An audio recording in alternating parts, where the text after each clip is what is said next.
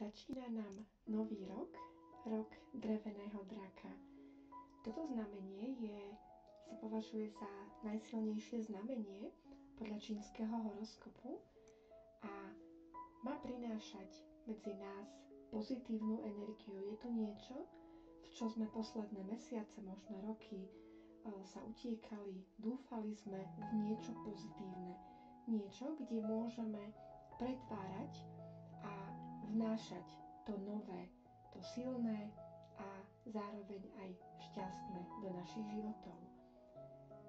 V tomto podcaste sa pozrieme na 3 kľúčové slová, ktoré nás budú sprevádzať tento najbližší rok, rok 2024. Od mikrofónu vás zdraví Martina Pecháčková z Harmónie života. A ešte predtým, ako prejdeme k tým 3 dôležitým slovám, si vlastne povedzme, čo nás tam vlastne čaká, čo by sme mohli vnímať už teraz od prvého dňa, kedy vlastne po rokoch neistoty prichádza stabilita.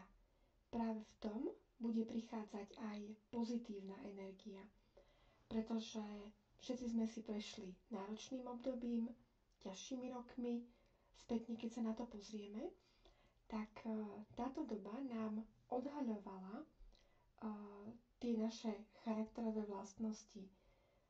Ona to ukazuje to, kde kto má akú masku, kde čo ukrýval a kde to už nešlo vlastne neukázať to svetu.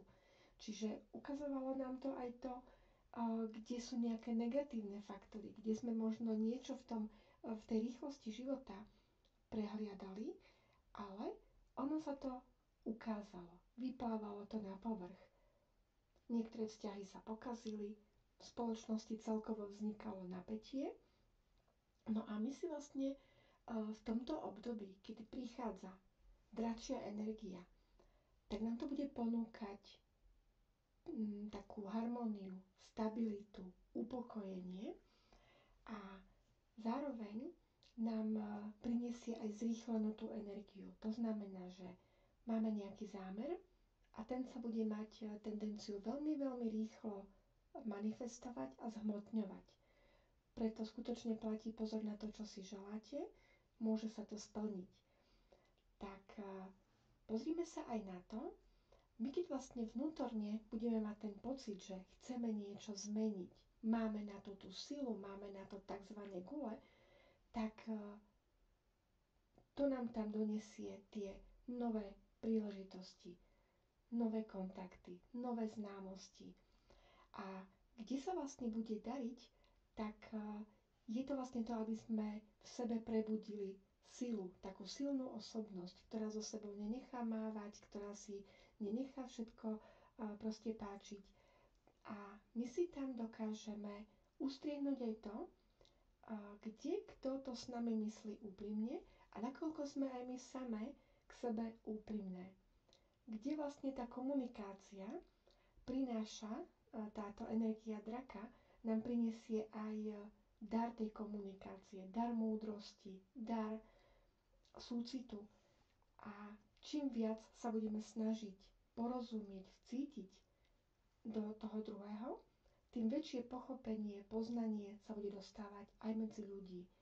Všetko so všetkým súvisí a tú komunikáciu v tom miernejšom tóne, v tom láskavejšom tóne sa snažte preniesť aj samé k sebe. Práve tam, kde sa dostáva do popredia vaša spontánnosť, vaša autenticita. Práve to, kde si dovolíte povoliť, kde sa uvoľníte, kde si užijete daný moment. Naozaj tá sila prítomného okamihu sa o mnoho viacej bude ukazovať a my si to budeme môcť viacej užívať. Zároveň vás to bude vyzývať k tomu, aby ste išli mimo svojej zóny komfortu, aby ste si rozširovali obzory a zároveň tá dračia energia vás bude tak popostrkávať k tomu, poď vyskúšaj niečo nové. Poď, ja ti držím chrbát, ja ťa povediem. A tam je práve tá zmena, lebo vlastne je akcia, je reakcia. A tam, kde je smelosť, tam, kde je odvaha, tak to je práve to, čo sa drakovi páči. Kde vlastne vám bude prijať, vám bude fandiť. Či už to bude budovanie novej kariéry, alebo nejaké nové začiatky budete chcieť urobiť. Zároveň netreba sa báť, aj keď vám tam príde informácia úplne niečo zmeniť.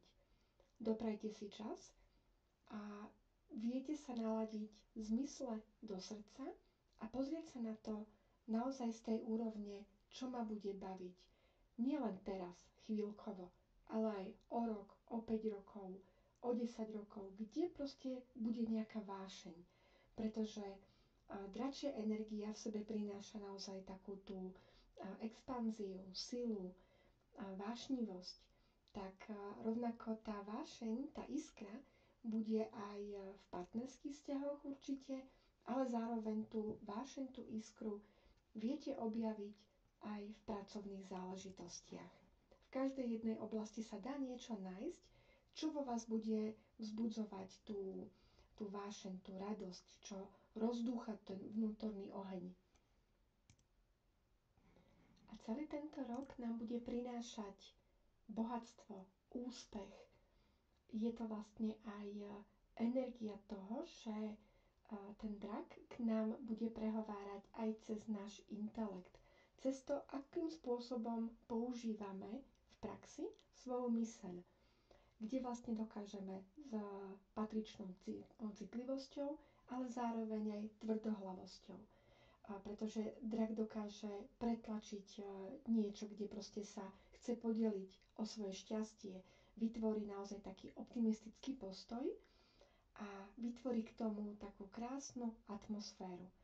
Kedy vlastne budete to cítiť, vnímať všetkými bunkami, všetkými energiami vo svojom tele, kde vlastne je to víťazstvo na akejkoľvek úrovni, oblasti, už na dosah.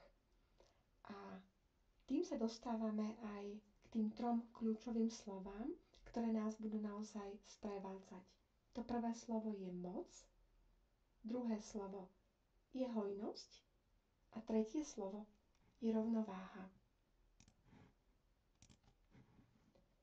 Všetky tie 3 slová prinášajú so sebou aj úspech, šťastie.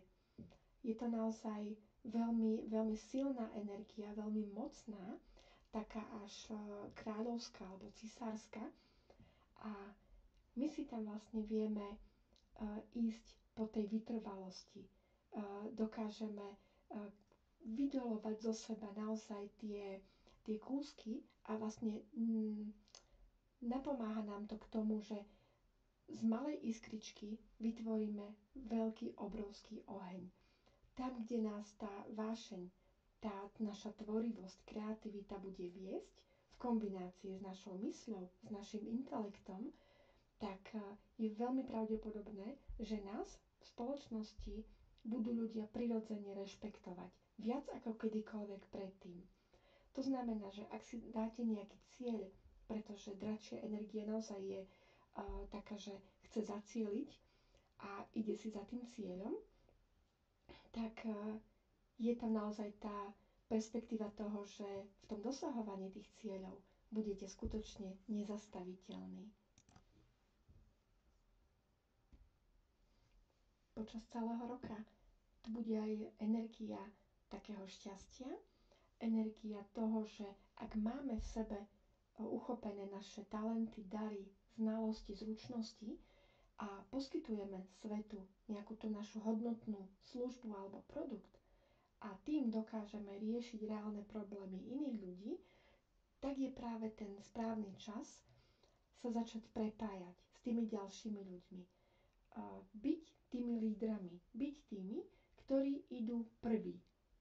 A je to vlastne trošku ten výstup z tej zóny komfortu, ale na druhej strane, ak to v sebe cítite, že proste chcete byť tí prví, chcete byť tí, ktorí proste budú mať naozaj tie gule a ten prejav svoj, že chcem tých ľudí viesť, viem, čo chcem, viem, kam kráčam, viem, kto som, tak smelo je o tom treba začať hovoriť. A tam, kde vlastne budete orientovaní na seba, keď budete spokojní vy, bude spokojné aj vaše okolie. Netreba čakať na dokonalú chvíľu, na dokonalú príležitosť, pretože vždy tá správna chvíľa je teraz, v tom prítomnom okamihu.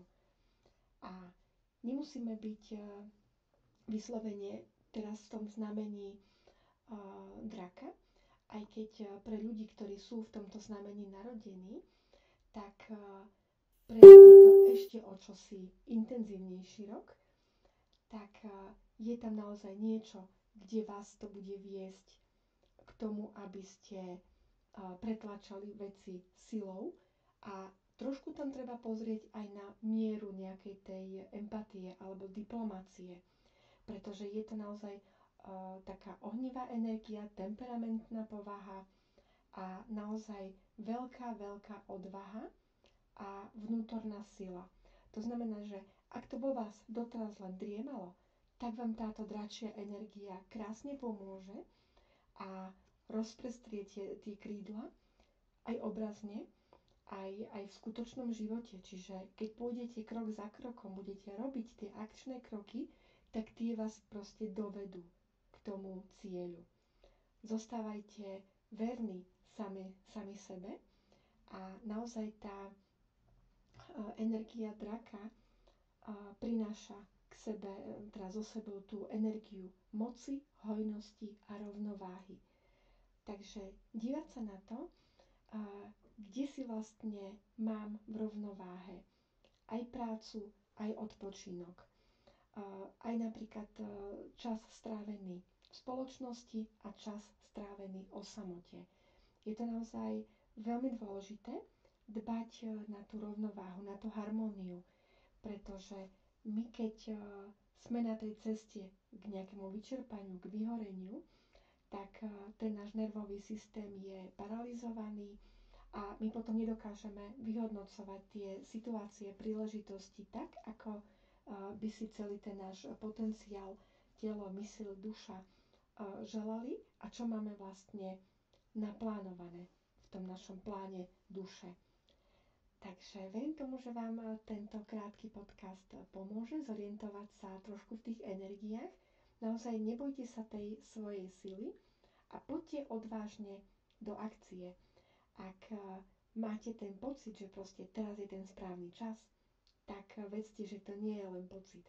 A ja vás smelo pozývam ísť do akcie a budem rada, keď sa so mnou podelíte, aké nové inšpiratívne kroky budete robiť vo svojej praxi, vo svojom živote. Prajem krásne a tvorivé dni.